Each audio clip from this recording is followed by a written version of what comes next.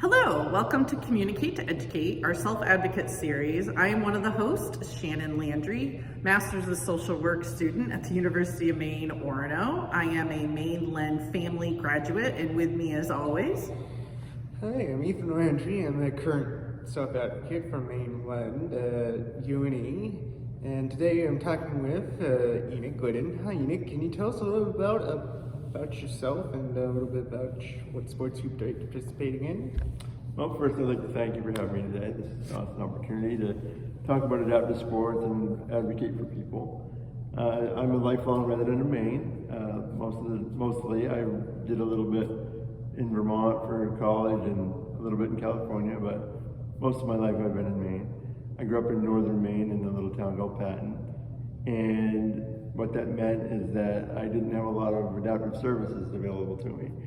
So I ended up coming to southern Maine to find things to do, and I ended up having a phys ed teacher in junior high who really advocated for me to be able to try things and participate with all the other kids in phys ed class. And so that meant coming down to southern Maine to Maine Adaptive and being able to try skiing, and that was my first real introduction to adaptive sports and realizing that I probably could do a lot of things if I just tried. And so having him really teach me that was really what set me on the path to trying skydiving and hang gliding and paragliding and flying airplanes and rock climbing and doing all these other things. And so that's really what I have done most of my life is extreme stuff, I guess. I really like adrenaline. I know one of your goals, you want to inspire people with all abilities to try new things. How do you think you advocate for that? Well, before I got into rock climbing and doing the extreme stuff, I mostly did it through working with adaptive organizations.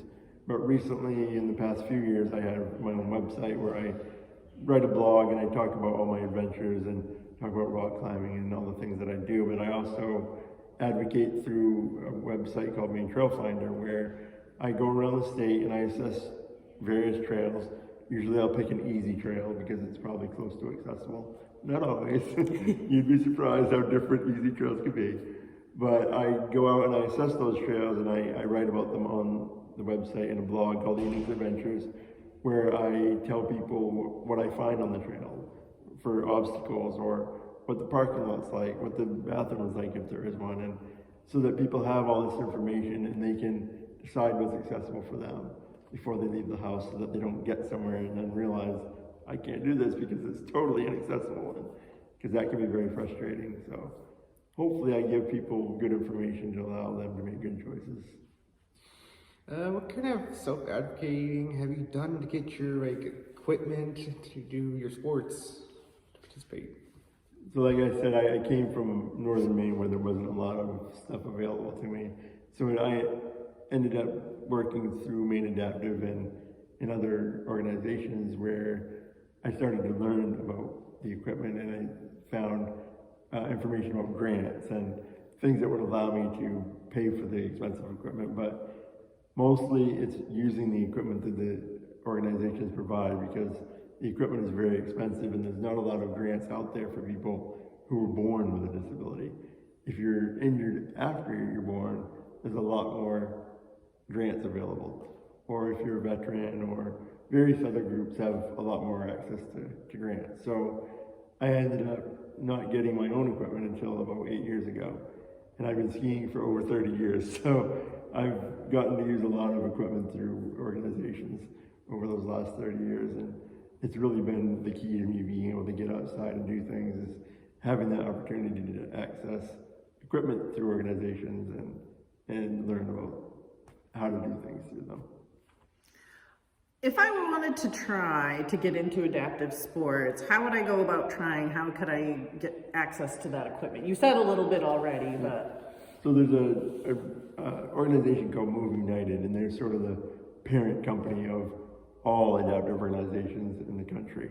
If you go on their website, they have a list state by state that gives you all the organizations that have signed up to be on there in part of their organization. And so that is the place I would go first, because you're going to find every possible activity you could think of through those organizations.